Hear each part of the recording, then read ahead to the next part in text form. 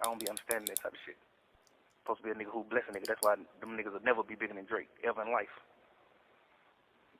Niggas will never be bigger than Buddy. Buddy gonna do it right. Buddy fucking with everybody. You know how many niggas like Drake chain? How many niggas can take care of their family because of Buddy? Just like straight fucking with you. Kendrick, goddamn, put a nigga on. Y'all niggas, you're a superstar. You don't ran up you a few hundred M, but you ain't put nobody on though. You see what I'm saying? You ain't even put Keem on. Cause the shit you and him doing, that shit ain't really doing that. He ain't really help nobody. It's the saying.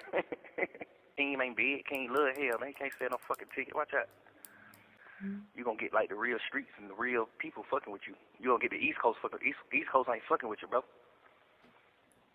You really trying to keep all the blessings to yourself. You really trying to keep everything to yourself.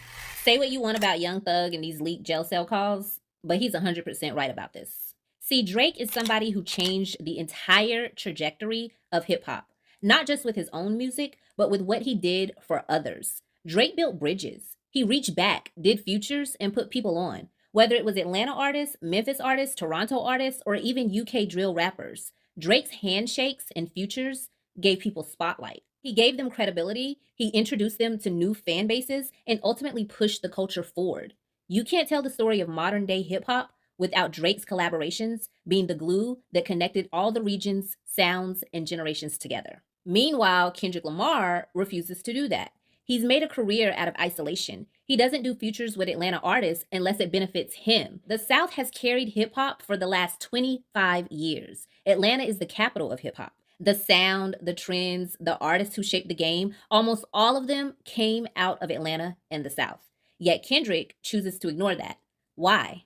Because it kills the illusion that he wants to create that hip hop belongs to the West Coast again. But that's honestly just not reality, and it starts to look like jealousy. The West Coast hasn't run hip hop since the 90s, and the East Coast lost its grip right after. The South took the crown and they've never let it go. And instead of embracing that, instead of showing love, a lot of rappers from the West act like the South doesn't exist. They try to minimize it. They avoid features. They don't give flowers. It's green-eyed envy, plain and simple. Think about it. When the West Coast had the chance to honor the greatest thing to ever come out of there, aka Tupac, they didn't even want to claim him. They said he wasn't really from there. I mean, that tells you everything you need to know right there. It's not about uplifting the culture. It's about protecting egos. It's about rewriting the narrative.